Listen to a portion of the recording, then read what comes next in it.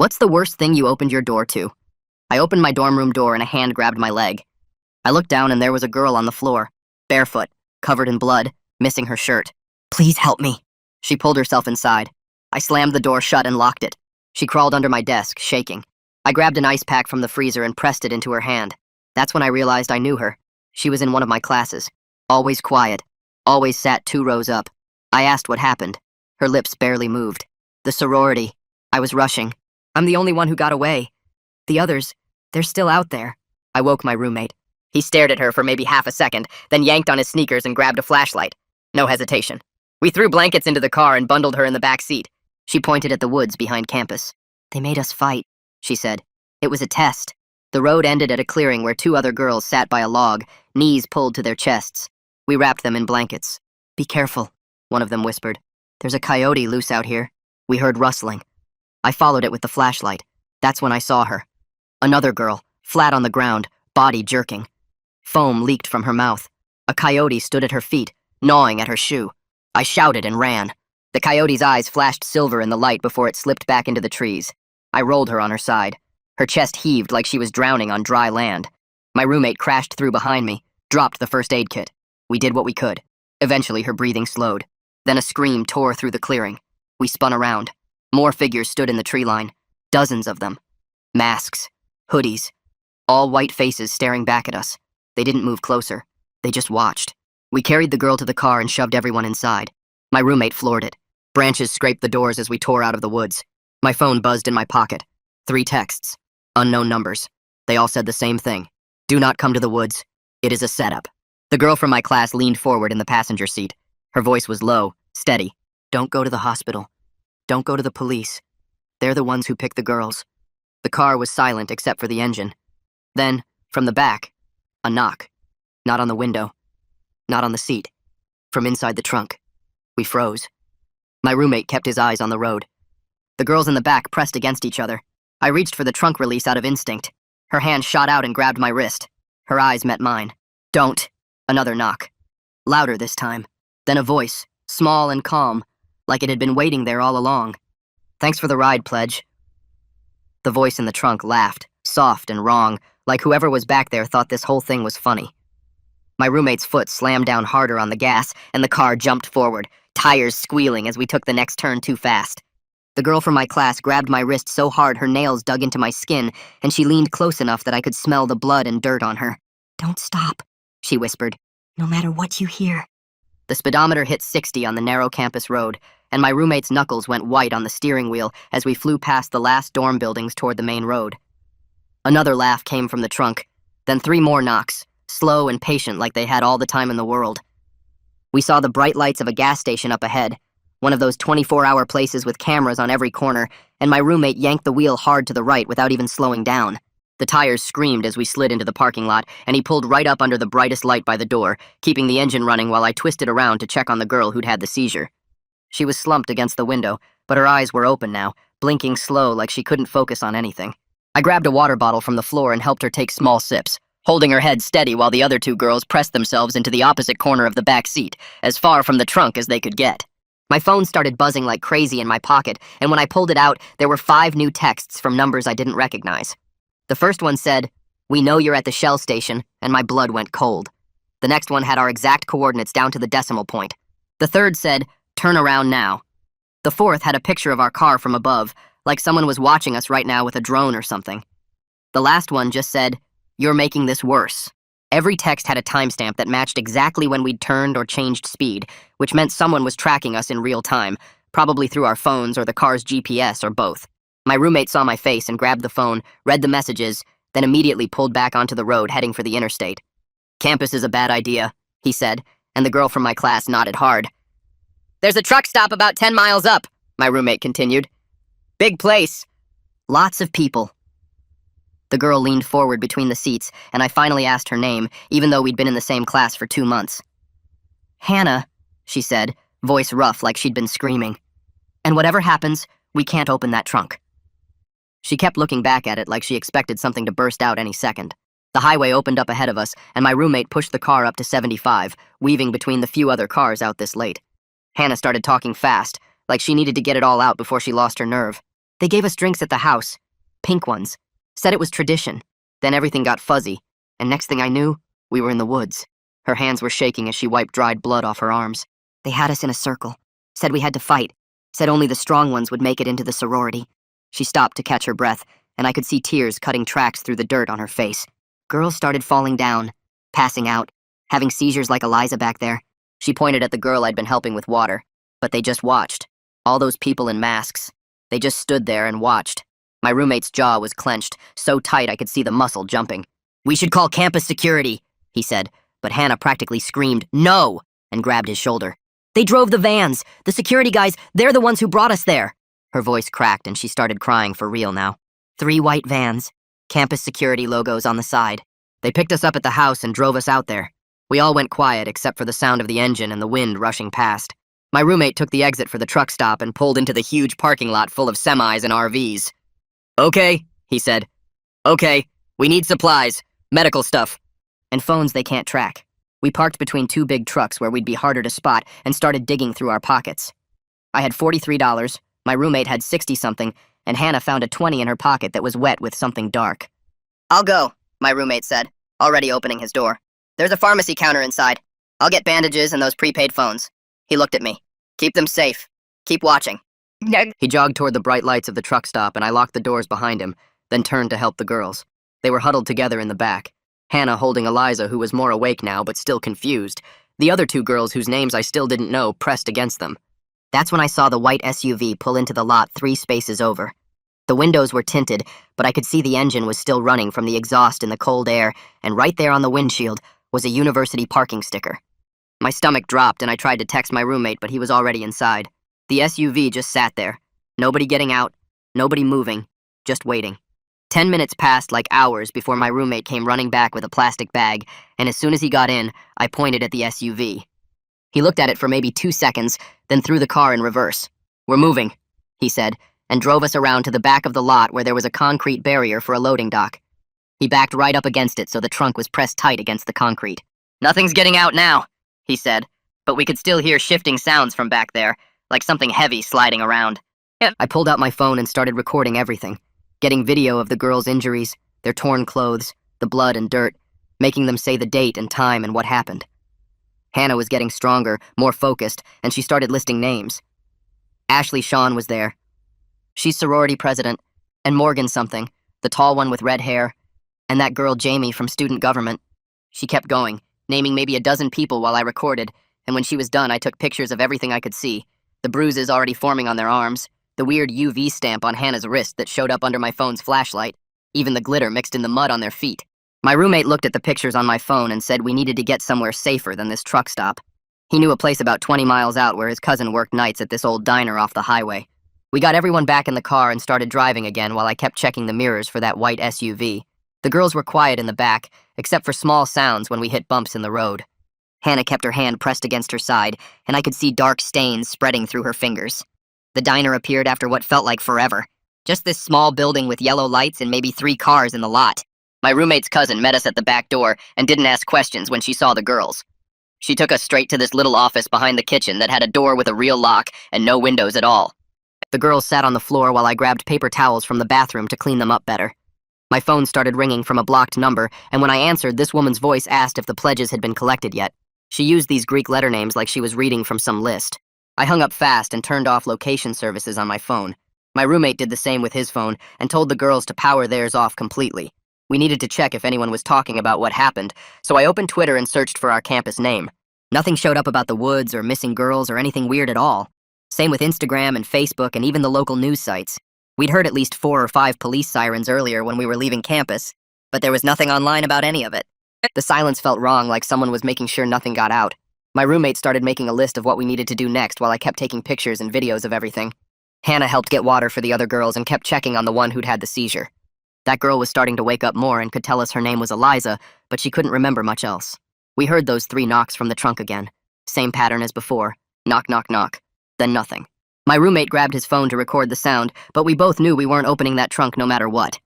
Hannah said we should skip campus police completely and go straight to county authorities in the morning. She knew they were different departments and might not be connected to whatever this was. We all agreed that made more sense than trying to handle this ourselves or trusting anyone from the university. Hannah started telling us more while I recorded her on my phone. She said they'd all been at the sorority house for this special rush event when they got handed these pink drinks. Everything went fuzzy after that, until she woke up in the woods with people yelling at them to fight each other. She remembered someone saying they had to face the consequences if they didn't fight hard enough. The other girls nodded when she said this, and Eliza managed to whisper that she remembered the pink drinks, too. I noticed something on Hannah's wrist when she moved her hand and asked to look closer. Under all the dirt and blood, there was this faint mark that showed up when I used my phone's flashlight. It looked like those UV stamps clubs use, except this one had Greek letters in it. I took pictures from different angles trying to get it to show up clear. My roommate pulled out his laptop and started looking up those phone numbers that had texted us earlier. He's good with computer stuff and figured out they were all internet phone numbers, the kind you can get free online. The weird part was they'd all been connected to campus Wi-Fi when the messages were sent. Someone inside the university was definitely part of this, and they had access to track us somehow. While he worked on that, I remembered seeing something earlier on Instagram and went back to check. This girl from Greek Row had posted a story maybe 2 hours ago that showed people in white masks standing around a big fire. I recognized the clearing in the background as the same woods we'd just left. The story disappeared right as I found it, but I managed to screen record the last few seconds. You could see the masks clearly and hear voices chanting something I couldn't make out. The timestamp showed it was posted while we were still in those woods helping the girls. My roommate's cousin knocked on the door and brought us some sandwiches and first aid supplies. She said she'd keep watch out front and let us know if anyone suspicious showed up. Hannah was getting stronger and could sit up on her own now. She kept listing names of people she'd seen at the house before everything went bad. The Eliza tried to help, but her memory was still messed up from whatever they gave her. The other two girls were twins, and they just held each other without saying much. We decided to stay put until morning when the county offices opened. My roommate would handle calling lawyers and victim services while I organized all our evidence. Hannah would help keep everyone calm and watch for any medical problems with Eliza.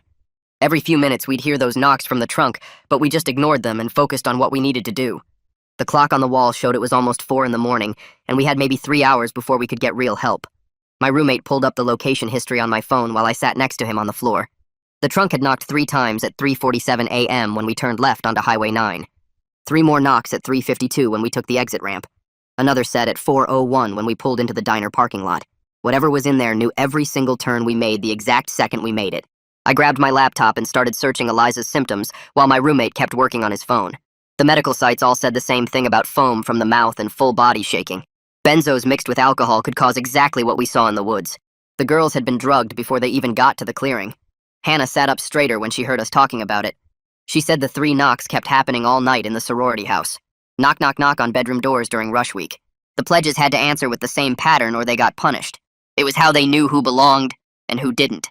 My roommate showed me his phone screen with his eyes wide. Hannah suddenly grabbed his arm and told him to stop. She remembered hearing 2 girls talking about a password when they thought she was passed out. Something about roses and midnight. My roommate typed it into the sorority website and a hidden page loaded. There it was at the top in red letters. Midnight proving scheduled for tonight at 2 a.m. Below that was a list of names with check marks next to some and X marks next to others. Hannah's name had an X. So did Eliza's. The other girls from the woods all had X marks too. My roommate took screenshots of everything while I kept scrolling. There were instructions about bringing the pledges to the gathering point and making sure they drank the special punch first. It said the coyote would be released at exactly 2:15 a.m. to test their survival instincts. My hands shook as I read more details about fighting requirements and elimination rounds.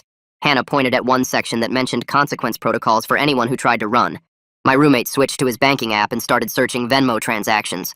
He found dozens of payments between sorority members from the past week. Every single one had a coyote emoji in the description.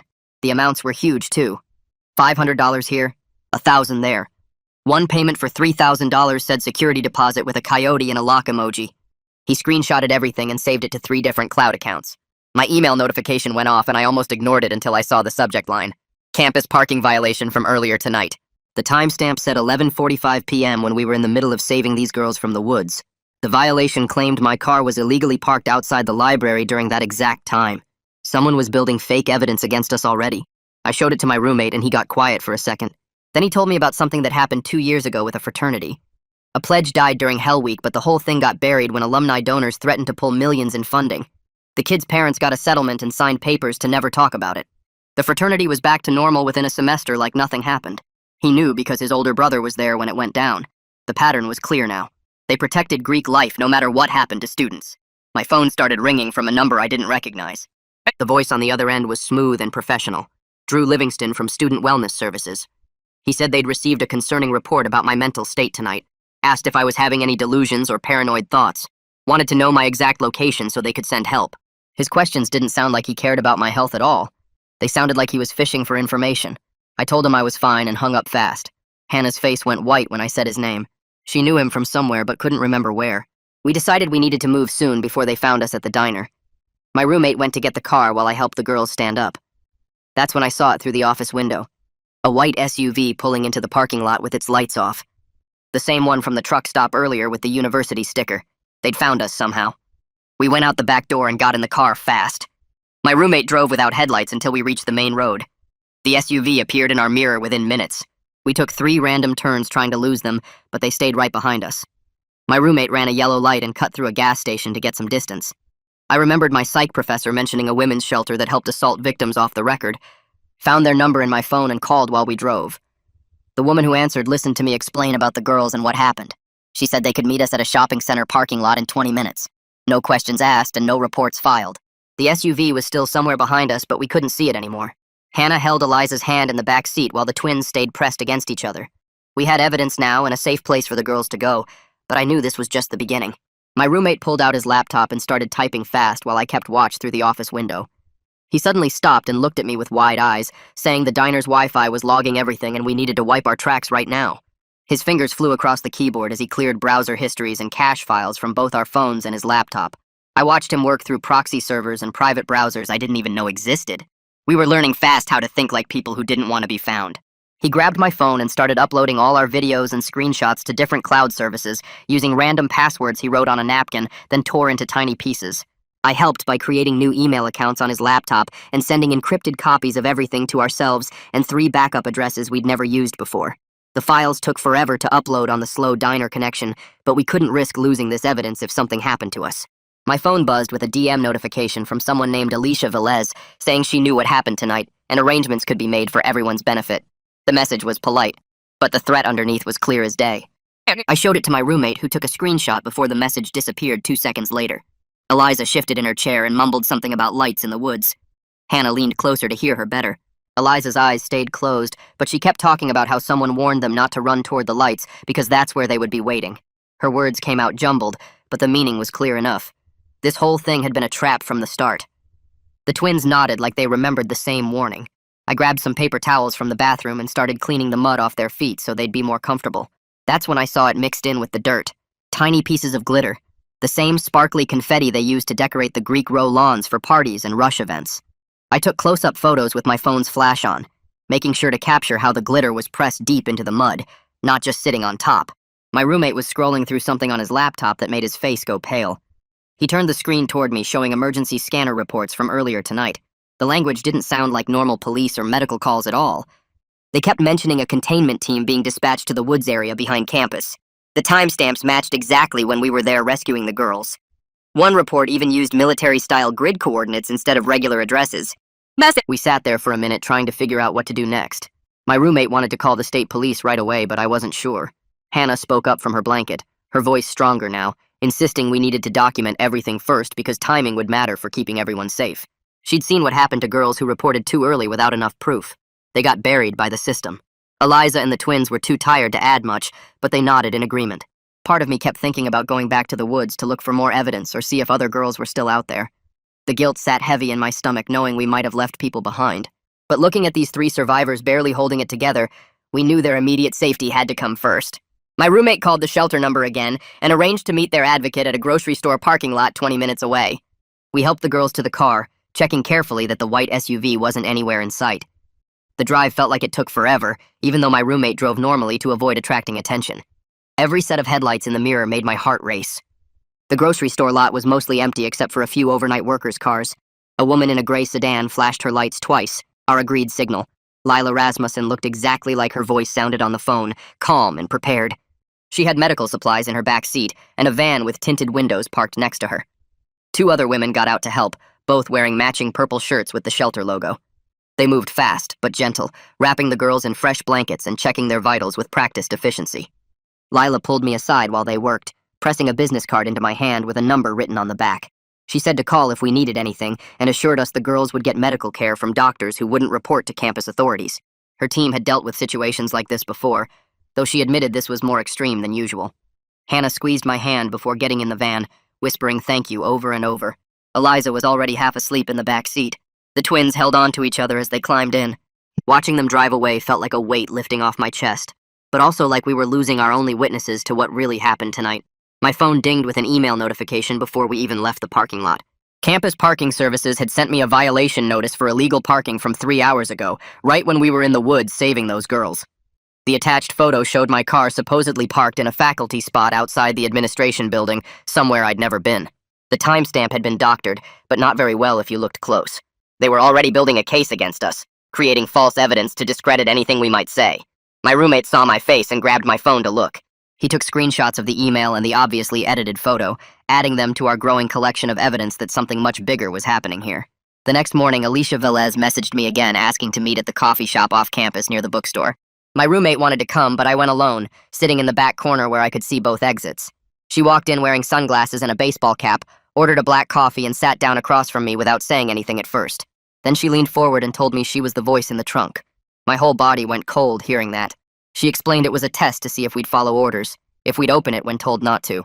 The sorority had planted her there with a recording device to document our obedience level. She looked sick talking about it, said the whole thing had gone way too far this year. The hazing used to be minor stuff like making pledges clean the house or memorize Greek history. Now they were drugging girls and making them fight in the woods while alumni watched and placed bets. She reached into her bag and slid a small enamel pin across the table, purple with gold edges. She said any alumni wearing this would help us, but warned that some very powerful people were involved, people whose kids went to this school. Board members, state politicians, major donors who treated Rush Week like their personal entertainment. She asked me not to use her name anywhere, but promised she'd keep feeding us information when she could. Walking back to my dorm afterward, someone bumped hard into my shoulder near the student union. Drew Livingston from campus security grabbed my arm to steady me, apologizing for not watching where he was going. Then he mentioned casually that he heard something weird about a car trunk last night. My stomach dropped because only someone with inside knowledge would know that detail. He smiled and said campus security was always available if I needed to talk about anything troubling me. The way he said it felt more like a threat than an offer of help. I pulled away and kept walking, but could feel him watching me all the way to my dorm. Later that afternoon, I was taking trash to the dumpster when the janitor who worked our floor pulled me aside. He'd been cleaning these buildings for 20 years and knew when something wasn't right. He whispered that maintenance found dozens of white masks in the dumpster behind Greek Row this morning. Campus security had already taken most of them, but he'd saved one in his supply closet if I wanted it. I waited until the hallway was empty, then followed him to the maintenance room where he handed me a white plastic mask wrapped in a garbage bag. The inside still smelled like sweat and perfume. I stuffed it in my backpack and thanked him, knowing this was real physical evidence linking Greek Row to what happened in the woods. Back in my room, an anonymous email popped up on my laptop with an attachment labeled Tonight's Roster. The document listed sorority members by their Greek nicknames alongside specific roles like Observer, Enforcer, and Collector. I started cross-referencing the nicknames with social media profiles and recognized multiple student government leaders, including the vice president and 2 senators. Screenshots of their Instagram stories from last night showed them at the sorority house earlier. Then nothing after midnight when everything went down. The evidence was piling up, but so was the pressure. At 2 in the morning, my RA knocked loud enough to wake the whole floor, saying someone complained about noise from our room. We'd been dead asleep, so obviously there was no noise complaint. She stood in our doorway looking uncomfortable, mentioning that campus security wanted to have a chat with us about our well-being. She kept glancing down the hall like someone was watching, then whispered that we should be careful before walking away. My roommate and I knew our phones were probably compromised by now, so the next day he bought 2 prepaid phones with cash from a gas station off campus. We backed up all our evidence to multiple cloud accounts with different passwords, then factory reset our regular phones. We set up automated uploads from the burner phones, so if someone took them, the evidence would already be saved online. The paranoia was exhausting but necessary given how many people seemed to be tracking us. That evening, Lila texted the new phone saying Hannah had recorded a detailed statement about everything that happened. Eliza was stable and also willing to share her story with authorities when the time was right. The other girls were still too scared to speak, but at least we had 2 witnesses ready to go on record. She said both girls consented to having their statements shared with law enforcement once we found a safe channel that wouldn't get buried by the university. My roommate spent hours researching proper reporting protocols and found a Title IX organization at the state level that handled cases when campus authorities might be compromised. I called them from the burner phone and explained our situation without giving names yet. The woman on the phone got very serious when I mentioned coordinated hazing, drugging, and institutional cover-up. She walked me through the proper documentation process and said they could open an investigation that bypassed campus channels entirely. She gave me a direct email to send our evidence to when we were ready. We also sent an anonymous tip to the state newspaper with just enough information to get their attention. Within hours, Holden Tyson, their investigative reporter, responded saying he was very interested in our story. We used an encrypted email service to send him a file with some of the photos and videos, enough to prove this was real without exposing the victims' identities yet. He said he'd start digging into the university's Greek system and donor connections immediately. The next morning, Alicia texted my burner phone about a big donor event happening tomorrow night where the sorority president would be speaking to alumni. She said she'd wear a silver scarf around her neck if it was safe for us to come and gather more evidence without getting caught. My roommate found the event listing online and saw they needed extra catering staff for the fancy dinner at the Student Center ballroom. We both signed up through the campus job board using our real names since we had nothing to hide about needing work. The catering manager seemed happy to have extra hands and told us to show up at 4 to help set up tables and learn the serving routine. When we got there the next day, we spent the first hour mapping out every exit door and noting where all the security cameras were positioned while we arranged chairs and folded napkins. The kitchen had a back door that led straight to the parking lot, and there were 2 emergency exits on opposite sides of the ballroom that weren't alarmed. My roommate took photos of the room layout on his phone while pretending to check the time. Around 6, the donors started arriving in expensive suits and dresses, while we stood against the wall in our black server uniforms, holding trays of tiny appetizers. Alicia walked in wearing a dark blue dress with a silver scarf wrapped loosely around her shoulders and made eye contact with me for just a second before turning to greet someone. She moved through the crowd talking to different groups while occasionally adjusting her scarf to make sure we could see it clearly. During a break between courses, she brushed past me near the kitchen doors and slipped something into my pocket without stopping or looking at me. I went to the bathroom and found a key card with a sticky note that said, "Audio booth 2nd floor," in her handwriting. My roommate covered for me while I slipped upstairs and found the small room full of sound equipment that controlled the microphones for the stage. The backstage mic feed was already live even though the speeches wouldn't start for another hour, so I could hear everything being said behind the curtain. I pulled out both burner phones and started recording on multiple devices while also using my regular phone as backup. The sorority president was talking to someone about damage control and keeping the donors calm after what she called recent incidents on campus. I texted my roommate to let him know I was in position, and he replied that Drew had just walked into the event wearing a suit instead of his usual uniform. We started texting back and forth to track Drew's location as he moved through the room, following my roommate from table to table. Drew would stand near whatever section my roommate was serving and just watch him while pretending to look at his phone. My roommate led him on a slow circle around the room to keep him distracted while I kept recording everything from the booth. That's when I heard the smoking gun conversation we'd been hoping for through the backstage mic. The sorority president was talking to a major donor about how the tests went too far this year, and they needed to implement containment protocols to prevent any more problems. The donor asked if the girls were handled, and she assured him that campus security was managing the situation. They discussed specific dollar amounts for what they called a discretionary fund to deal with any legal issues that might come up. I made sure all 3 phones were capturing every word while my hands shook from the adrenaline of finally getting real proof. After 20 minutes, I slipped back downstairs and rejoined the serving staff like nothing had happened. Drew spotted me immediately and started following me instead of my roommate through the dinner service. When I went to the kitchen to pick up dessert plates, he cornered me near the dishwasher where no other servers could see us. He got close enough that I could smell his cologne and asked if I was enjoying my evening. I stepped back and loudly asked him for his full name and badge number while other students were walking past with dirty dishes. Several servers turned to look at us, and Drew's face went red as he realized people were watching. He mumbled something about just being friendly and walked away quickly toward the main ballroom.